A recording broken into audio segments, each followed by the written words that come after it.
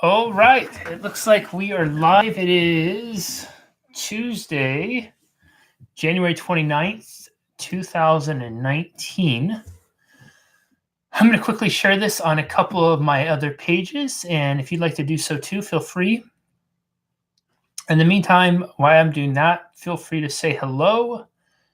And gosh, I know there's quite a big cold front going around the world right now. So say hello, and why don't you share what the temperature is in your neck of the woods? Say hello, and what's the temperature where you are? And then I'm just going to quickly share this on a couple of my pages. And we'll be getting started here in about, I think this will take me a minute and 13 seconds. That's a good round number. So say hello and where you're logging in from and what the temperature is where you are. I just have a couple quick shares to do, and then we'll be ready to rock and roll. 3 more. And last two. Oops, shoot, wrong one. Wrong button. Sharing a group. So as you're logging in, say hello, where you're logging in from, and what is the temperature where you are? What's the temperature where you are? It is, I think it was 72 degrees Fahrenheit earlier today when I last checked here in Southern California. And I know that's not necessarily the case for for many of us. Okay. So we got that going. And then we're going to pull this one out. So this way it pops like this. I'm trying that watch party again because it seemed to work really well with folks who were able to jump in on that. Okay, let's see who's on here. All shared up and ready to go. Hey, Linda, good to see you on here. Hey, Paul, what's up? Minus 21, Gail. Good God, that is cold. Is that same, Carrie, is that minus 41? That's an actual number? The thermometer goes that cold? Minus 41? Holy smokes. Minus 41. God, I can't even imagine. I think the coldest weather I was ever in, and this was just for a few minutes, it was, I think 10 or 12 degrees, 10 or 12 Fahrenheit. I was standing on the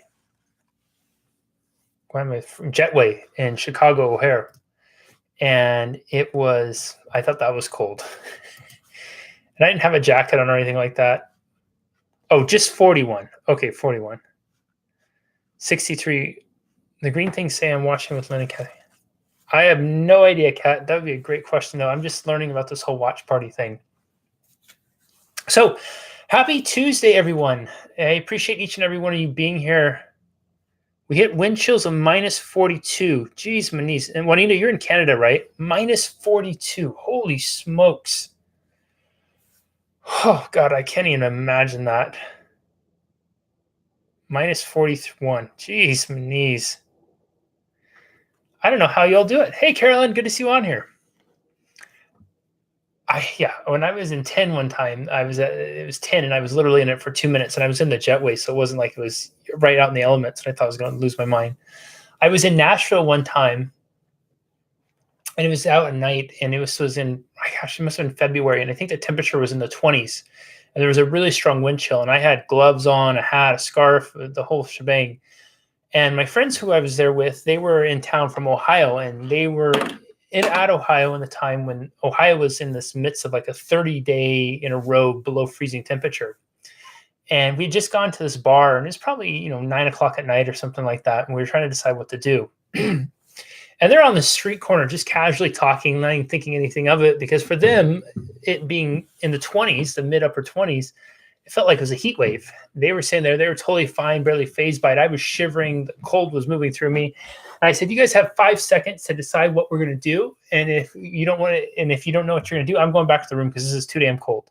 And they started laughing because they were making fun of me. For me, it was like this 50-degree temperature loss. And for them, it was this huge temperature gain. So I can't even imagine the minus 40s. One of my best friends, he was stationed in northern Alaska for several years in the military.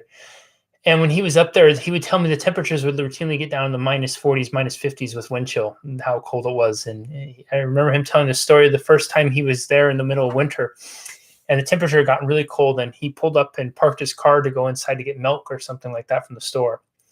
And when he thought it was strange because all the cars were still running in the parking lot, but he didn't think anything of it. Well, he walked in, bought his milk, walked back out, and his car had frozen. And then he realized, well, the cars remained running in the parking lot. So those of you who are in the cold, be safe. I cannot even imagine what that's like. It is warm here in Southern California, and I will do my best to send some of the warmth your way. So let's dive into today. Really quick, few things. Number one, comment throughout, questions, comments. I circle back around, read through them. If there's anything that needs to be cleared up, I'm happy to do that. Also, if somebody makes a comment, somebody asks a question that you were thinking about asking, but you didn't quite ask, give them some feedback, like their comment, tell them, thank you for asking the question, whatever it is, because I really want to make a really cool, supportive community here. And the more that we're engaging and supporting one another, the more that community is fostered and grown. So, be sure to comment and share and like, and also those things help Facebook pass it out to more people. If you have a friend or family member that benefit from us, be sure to tag them with it afterwards or share it with them. A couple quick updates. So we're still on for all the rest of the week. I think we're out here at 4 o'clock tomorrow, Wednesday, Pacific time. And then we'll be noon Pacific time, Thursday and Friday. Let's see. Facebook Live registration page. If you haven't already signed up for the registration page to make sure you stay up to date with everything, you can use this link. And then how that works is I send you an email on the weekend just to give you the update on the schedule, what the times are and everything. So it's a great way to stay up to date with it because we all know that we don't necessarily see everything on social media anymore. Update on the TED Talk. Those of you who have watched it, those of you who have watched it, thank you so much. Those of you who are sharing it, who are commenting on it, gosh, I cannot thank you enough for that. It's really neat to see some of the feedback that's coming through. And I've had more than a couple stories from folks who have written in saying that reached them at the right time or telling me about people in their life who they shared it with and what a difference it made. So again, my goal with this is to get it in front of 1 million people before the end of the year. I think you all know by now that I really believe in this message with all my heart. It's been one I've been privileged enough to teach to folks. I've used it for myself. And it's one that I've been able to walk others through with wonderful results to it. So it's something that I really think can make an immediate and profound difference to those of us who are struggling with loss. So if you would like to share it, please do so. And could you all, wait, what is that going to be? Would you mind, let me just want to make sure that link works. Oh, shoot. If you wouldn't mind doing me a favor, if you've watched the TED Talk and you haven't done this yet, would you go over onto YouTube and you can use the link I just posted and just put in the comments and just share in the comments one of your biggest takeaways from it. I think the more engagement that goes on to YouTube with it, the more it's going to organically spread out beyond and to other people. So if you've watched the TED Talk and if you wouldn't mind going onto YouTube, just use that link. And just a short comment is all it needs, but just something, what's your biggest takeaway from it? What did it help you in any way? Did you share it with a friend or family member who it was helpful for? Anything like that, just little things like that really do help. And what happens too is when other people are going through and looking for resources, having those extra comments and those extra likes on there gives it a bit of social proof. And I mean, we all know when we go and buy stuff on Amazon, what do? We look for the reviews, right? And if it has a bunch of reviews, we're going to be more inclined to check it out. Same thing when we're going on Netflix looking for shows to watch. So just that social proof, your little endorsement will make a huge difference. So that link's right there. Now let's dive into today. First of all, does anybody have any questions about yesterday? Was it helpful? Was there anything that needed to be cleared up? Yesterday, we were talking about why momentum is your essential ingredient in your epic 2019 recipe. Does anyone have questions about that? Anything that needs to be cleared up? Are we good there? I'm still trying to distill my comments to less than something War and Peace link. Yeah, the War and Peace is great, but I think we all know how it is on social media, and I have this challenge too, and I get feedback all the time about I write too long of things because I try to explain The succinct is great, but then also, if there's something that really comes from the heart, don't be shy about including that in there too. You think of YouTube comments as headlines, and then you can you can fill it in afterwards too. Put a headline and then maybe expand on it underneath that too. Oh, Carolyn, you'll have to watch. Did that link pop up for you? It should be right below your comment. Check it out and let me know what you think. So what I want to talk about today is the 3 big challenges to building unstoppable momentum. We talked about how crucial momentum is and why it's an absolute must for creating an epic 2019 and beyond. It's once we get the boulder in motion, it's much easier to keep it in motion than it is to stop and start. I shared with you yesterday about the story of me climbing up the mountain in Peru and my friend getting near a point and then getting gassed and having to stop and catching his breath. But then the problem with that is once we get back up and try to get going again, you're having to put so much more exertion and effort to get going and get going and going. And so it's much more effective, as hard as it is, to keep the momentum going, to keep moving, to keep pushing forward. Incidentally, did any of you go on and watch on YouTube the video of me summiting Mount Whitney? It's a funny one. If somebody did watch it, be sure to put it in the comments, and people might get a kick out of it, because it really plays to the point. If you've never been at altitude before, or you've never done any high altitude climbing, it's amazing on how much it zaps the energy out of you. And so the Whitney's right about 14,500 feet. And I filmed probably the last 100 foot, maybe that. And I'm literally going step, step, step like this. And I'm in good shape. I'm strong. I have great endurance. And it sounds like I'm sprinting, or, I'm wheezing in between the sprinting. I might as well have just been sprinting, but I'm literally going step, step, walking slower than my normal walk would be if I was going grocery shopping or something like that. So it's a great story. It's a great video to watch, just to illustrate the importance of momentum and why it's so important to keep going. Hey, Jennifer, good to see you on here. So now here's the thing. What is the challenges to building momentum? Momentum is something, it's not something that we all have. It's something that some people say you either got it or you don't. I wouldn't say that's true at all. I think momentum is something we have to create. It's something we have to build. The people who have momentum have it because they've done things to build it, done things to create it, consciously or unconsciously.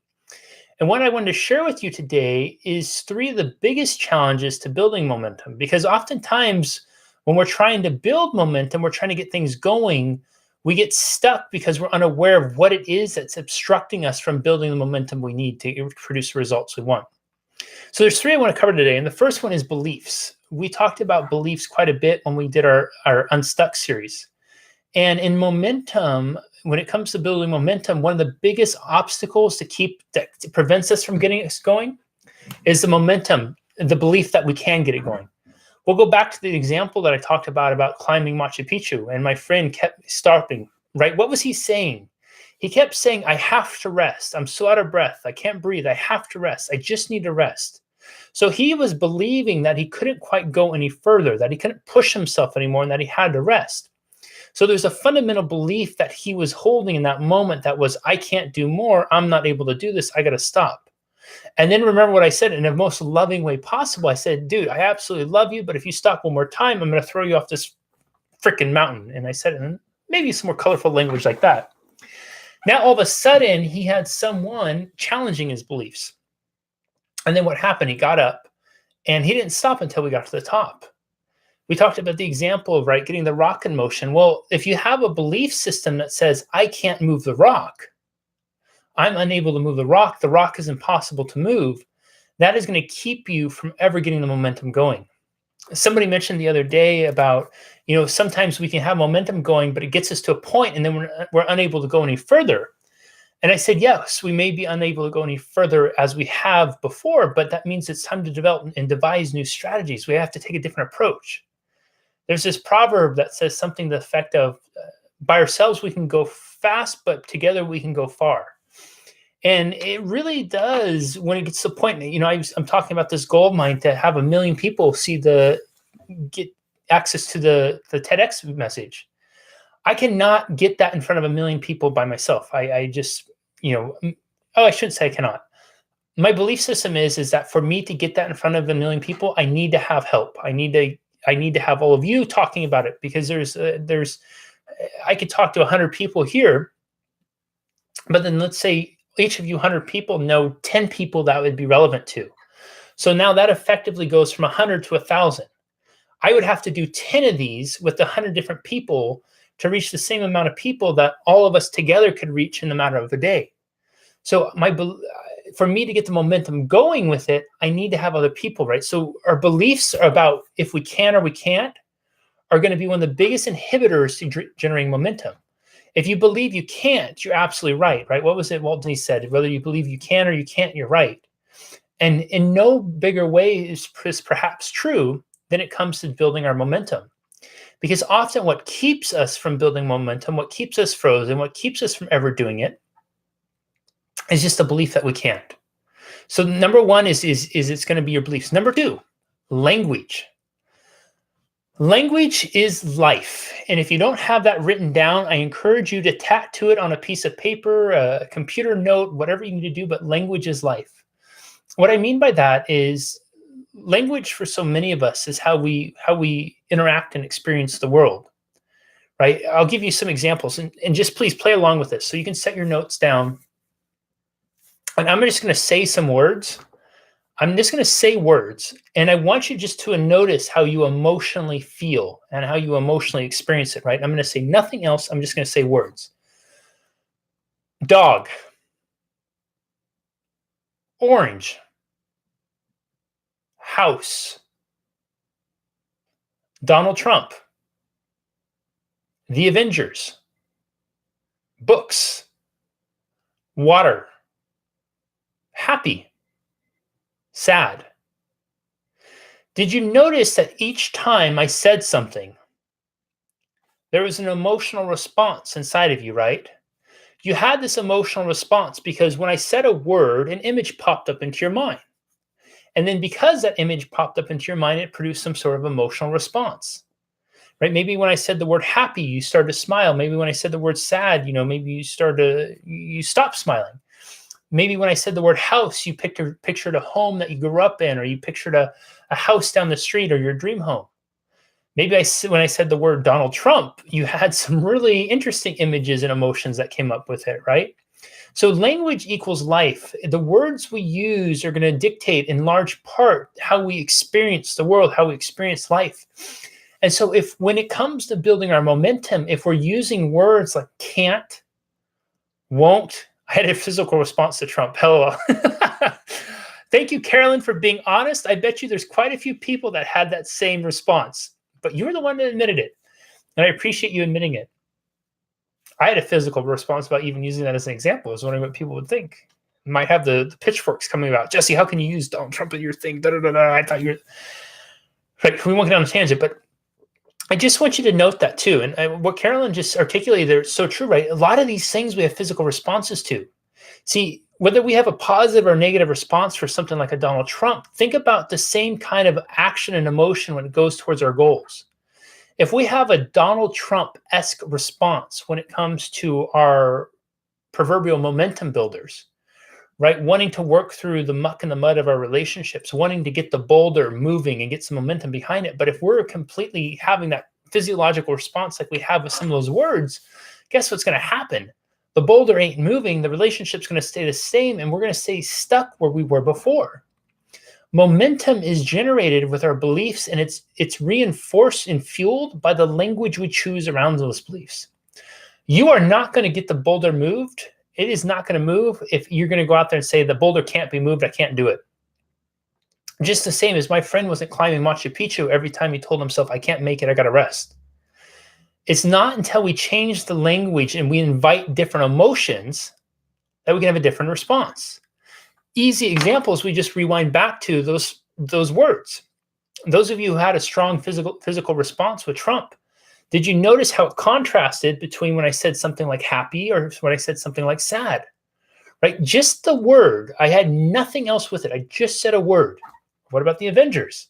And you had a different physiological response. I had to try to catch myself because when I said the Avengers, I could feel myself starting to smile. right? So that kind of language, and just think about what that says for you as you experience the challenges you're facing in life, as you experience your goals. If you're going into something holding the image of Donald Trump and you don't have a very good image of him, it's probably not going to serve you very well.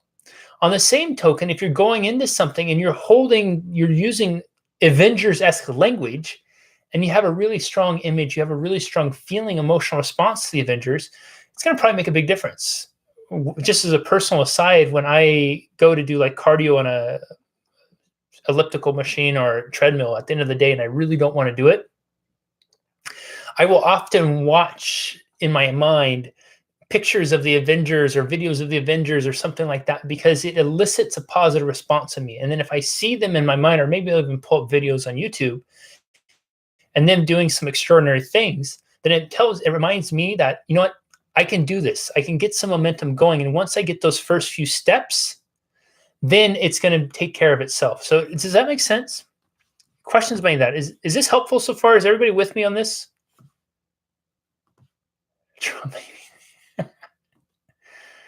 Oh, this is great. Questions about this so far? Is this helpful? Yes, yes. Everybody with me on this? Thumbs up.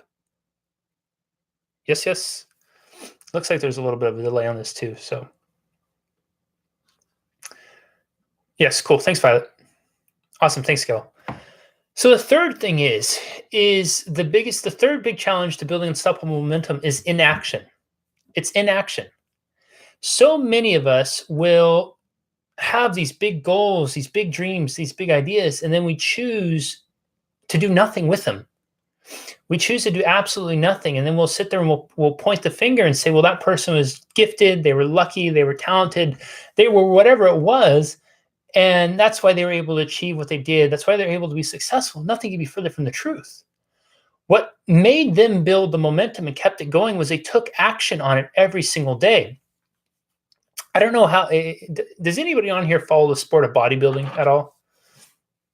I follow it in passing. You know, I have a good friend that we'll stay abreast on some of the things that are going on in it, and we tune into the World Series of bodybuilding every year, which is the Mr. Olympia.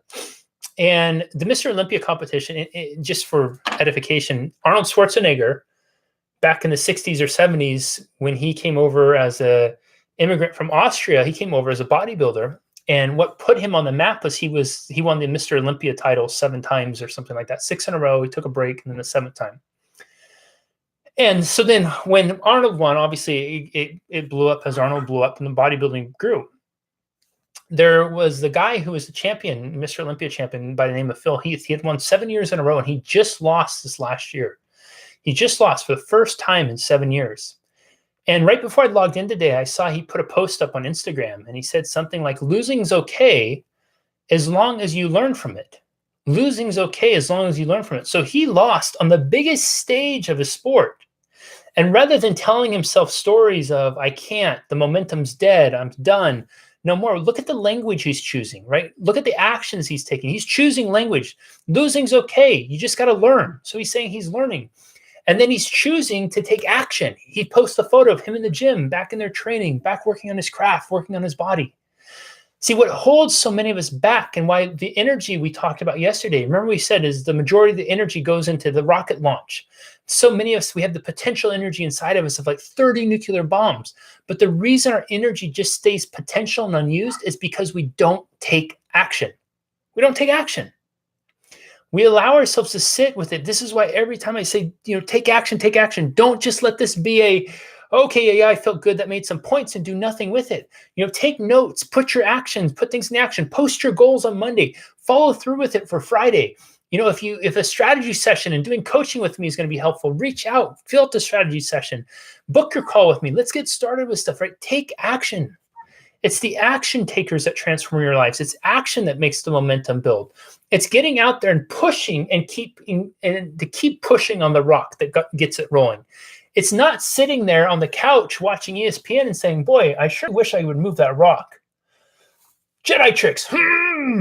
It just doesn't work. Trust me. I try doing a Jedi mind trick nearly every single day to move my water bottle, and I still have not been able to make it move. Doesn't mean I do not believe I can't make it work, because I really do believe one day I'm going to be able to do Jedi mind tricks and make my water bottle work. But in the meantime, what it means what I know to be true, which is if I want to move the water bottle, I have to take action to move the water bottle. My friend and I would have never gotten up the mountains in Machu Picchu in the Andes if we would have just stopped and said, okay, well, I would really like to get up there. We had to take action one step at a time, one step at a time. The rocket never launches if we don't take action and launch it. See, if we're doing all these things, and I want you to notice really quick, do you notice how all three of these things play into each other? See, if we have a belief system that we can't, and then we linguistically tell ourselves that we can't, then what are we going to do? We're going to take actions consistently or not take actions that support that belief system and support the language. See, if we're telling ourselves we can't move the rock, why in the hell would we ever get up and try to move it? Because we've already decided in our mind, which is the most important place of decision, that it's true.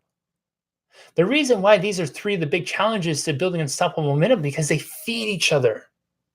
If you have a belief system that says no, if you're linguistically telling yourself you can't, you won't, you're unable to, guess what's going to happen? You're going to take actions to support that every time. But if you change your belief systems, what you're going to do is you're going to find that when you change your belief systems, you're going to be able to choose a new set of actions. I would have never, for the longest time, I shared this with you before, there was a goal for over 5 years to give a TED Talk. Over 5 years. I just did it last year. And much of what held me back from that was my belief systems about it. I didn't take action to build momentum. I didn't have any momentum building. I wasn't taking actions to support it. So it just kept sitting. And I would watch some of them sometimes and think, gosh, there's so much more that could be done in this work. I'd hear stories of people who were struggling with healing from losses. And I would think, gosh, I have so much to offer. Why am I not putting it out there? Why am I not contributing this? Well, the reason I wasn't is because I wasn't taking actions to support it. The reason I wasn't is because I had no momentum. I had this belief system like, oh, maybe they'll reach out to me, or maybe I'm not ready for it. I would linguistically telling myself, use words like maybe they'll do it. Maybe it'll happen this year. Maybe I should do this. But once I finally started taking some forward action towards it and it became an absolute must for me, I had momentum. And I could build on that momentum, build on that momentum, build on that momentum, build on that momentum until eventually I got the opportunity to do it. And now I'm so happy and really pretty freaking stoked to be able to share it with you. And even more than that, I'm beyond blown away and so deeply touched by the positive feedback I've gotten from so many of you and your stories about the impact it's making in the people's lives. And so here, and just to piggyback off that, and then we'll open this up for questions. If we use that as an example, right? Those of you who have watched the talk, and those of you who have shared it, and those of you who have shared it with somebody who it's made an impact in their life, look at the change that happened because you took action, right? You generated momentum. Now you pass that momentum on to them. You watched the talk and you believed it. Maybe you believed in what I had to offer enough to just take my endorsement to watch in the first place. And then you watched it and you believed in it that it would help so-and-so. You told yourself, this is a thing that my friend, my mom, my dad, my brother, whoever it is needs. And you took action to share it with them. And because you took action to share it with them, they got the positive benefit of it. All of us have the potential and the power to make a radical difference in the lives of our own lives and the lives of others. But the things that hold us back is the momentum that obstructs us from realizing that, realizing our potential. The rocket just sits full of potential until it's launched, and so do we. So I hope this has been helpful today. What questions do you all have? Go ahead and post your questions. I'm happy to answer them. Let me circle back around. When I tell myself I'm going to have a good day at work, I usually do. But when I get up and think, ugh, I don't want to go work, it's going to be horrible today. Yeah, perfect example, Jennifer. I'm so glad you said that. How many of us can relate to that? That when we wake up and we say, oh, I don't want to go to work, this is going to suck. It's usually a rough morning.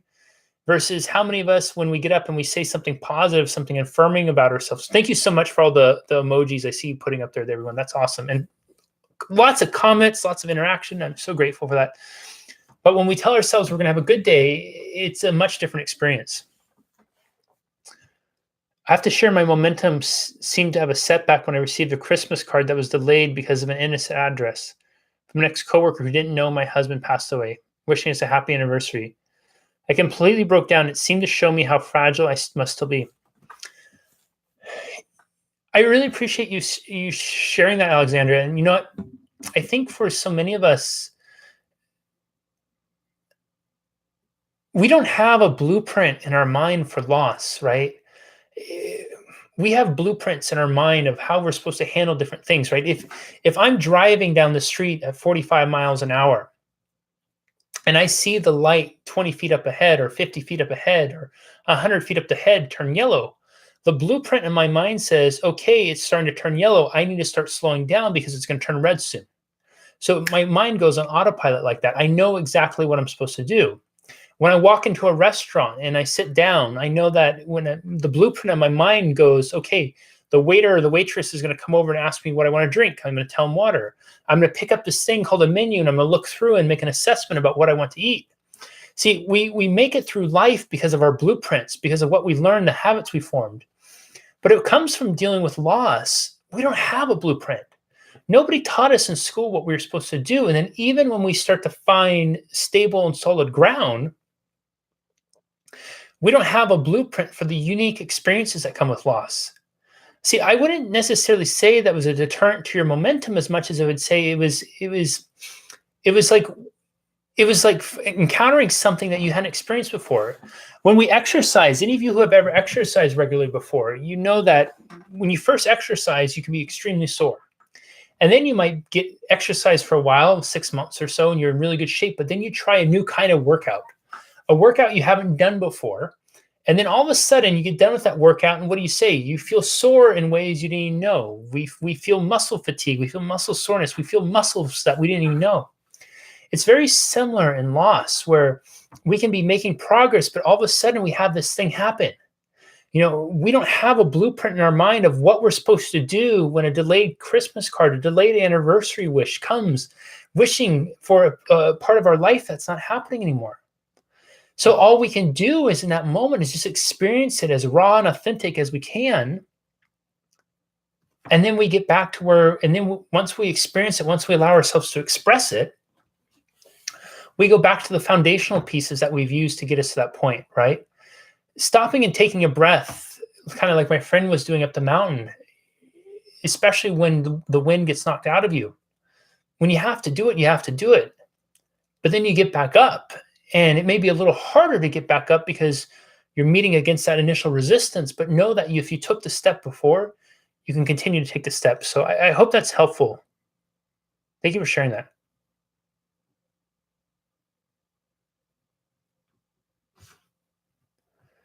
Questions?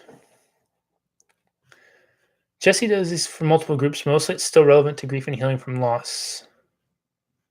This isn't so much politics as a little bit of levity to relieve the weight of our losses. Some of the talks are about how to re-enter life after you've started to heal from grief. Oh yeah.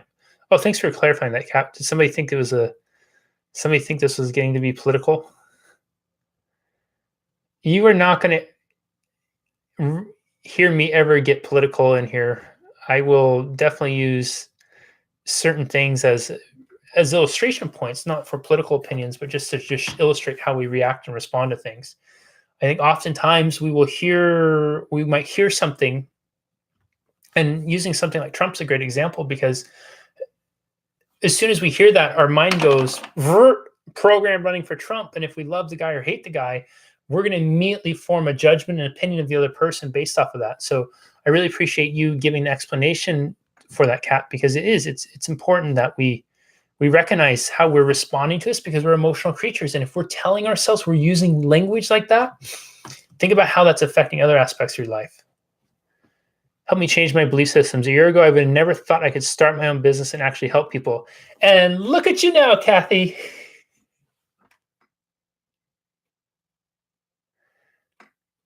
Have you ever used the concept that fear and excitement as emotions are identical in medical physiology? And if we are experiencing fear, tell yourself, I'm not scared, I'm excited, and had success with it. Yeah, definitely. It really depends on each person and each situation, Kat. I'm very flexible when I work with people. I allow myself to be extremely flexible in certain things because my goal is not to impress my beliefs, my opinions, or anything like that onto somebody. My goal is to understand how somebody sees the world, how they experience the world from their perspective, their world, and then work with them in that context. How do you get your momentum back? So, great question, Violet. Just kind of like what we've been talking about before is we got to get back up. Alexandra was just sharing that story. It felt like it knocked her back. She has to get back up. We got to get back up. We have to get those first few steps going, because once we get those first few steps, we have some momentum. See, momentum will never be regained if we stop, and that's it. It's never going to happen. The only way momentum is ever going to be regained is if we start back up again. We get going. We keep pushing. If we stop, we're done. That's it, finito. And then it just becomes wishful thinking. We have to get up as hard as it might be. We have to get up. We have to keep pushing. We have to keep going. So it's not so much about, there's not a lot of tricks and techniques to it. We can apply all these things with it, like use what I just laid out to do it. So how do we get back up, right? Look at our belief systems. Believe that we can. The little engine that could. Channel our little engine. I think I can. I think I can. Our language. Ditch the bad words or cuss words that I define as cuss words or can't, won't. I'm unable to. Things that are degrading about your own potential and possibility. I don't give a damn or a F or an S. I use all those colorful words and expressive words all the time. I think the worst words in our language and the biggest bunch of bullshit we feed ourselves are when we tell ourselves we can't and that we're unable to. And those are the cuss words, because those are the words, those are the dirty words, because those words literally will suck the life out of us and rob us of things that we could accomplish in life. When we look at our partner and say, I can't forgive you, well, guess what? You're absolutely right. And what you're doing in that moment is you're saying, that's it, no more. When we look at ourselves in the mirror and say, I can't stand you,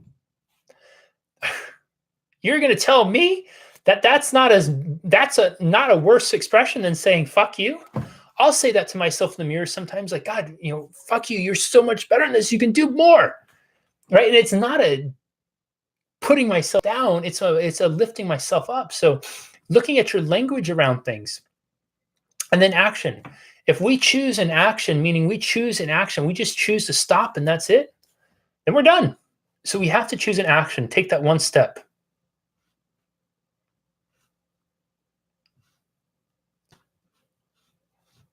With regards to your TED Talk, it definitely made me see and focus that after my friend was killed a year ago, I need to focus on how he'd want me to live and not to focus on being happy. Oh, that's so awesome, Paul.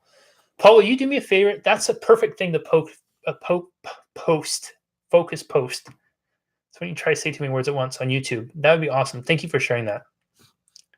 Just keep swimming. Yeah, see, Nemo had it all figured out. That's very helpful. Oh, awesome, Alexander. Thank you so much for sharing that. I work an average of 18 to 20-hour days, 7 days a week. I just wish I knew how to put the same amount of positive energy into projects I need to do for me. I have to go on no sleep to get things done. Is that supposed to say dynamite to get going for me? I would say within that time, Juanita, there's always going to be an opportunity to find. See, I was working with one of my clients the other day, and I was telling him that we have two choices, right? We either decide how we're going to run our day, or our day is going to run us. Even just starting with the intention of having a good day, whoever was saying that earlier, it makes all the difference in the world. If we come into the day thinking, oh, fuck, this is going to be a long day and I don't know what the hell I'm going to do, we've already lost. But if we come into the day with a focus on, I'm going to make the absolute most of this day, what you'll find is we'll constantly find ways that we can maximize. We'll find little gaps of time we may not have seen before. We'll find opportunities that we never necessarily see or didn't exist. And we'll be able to build from there. See, this isn't necessarily about reinventing the wheel or creating magic overnight. One of the things I joke with my clients about sometimes is that I'm not Mr. Cleo. I don't have the 1-900, funky Jamaican accent and say, call me, man, and everything will be okay. Everybody on here knows who Miss Cleo is, right? This is about creating little moments of opportunity and then building on it. See, when we go out and move the rock, when we get up from being on the side of the road on the Inca Trail, we're not getting up and sprinting. We're not moving the rock and all of a sudden it starts going full speed ahead. It's that little exertion that gets it going. But since we're moving, now we have progress. That's the momentum we're looking for, and then we can build from that. It's going to take some effort. It's going to take some exertion. It's going to take work. But if we're persistent and consistent with it, we can make it happen. Find a new lever. Yeah, I love that.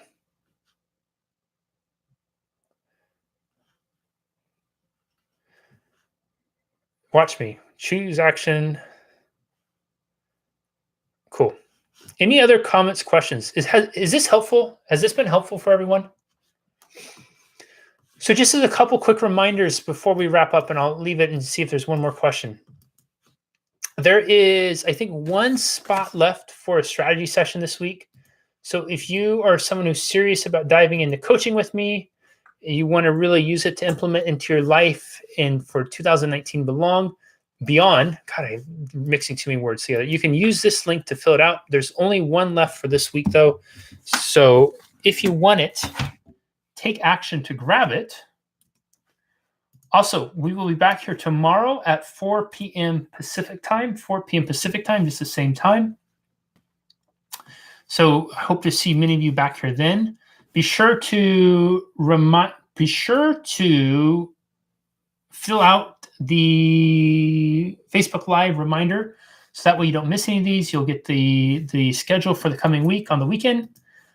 And last but not least, if you have watched the TED Talk, do me a favor and head over to the YouTube page. I'm putting that link in there one more time. And just leave a quick comment on it, what your biggest takeaway was from it, and be specific to it.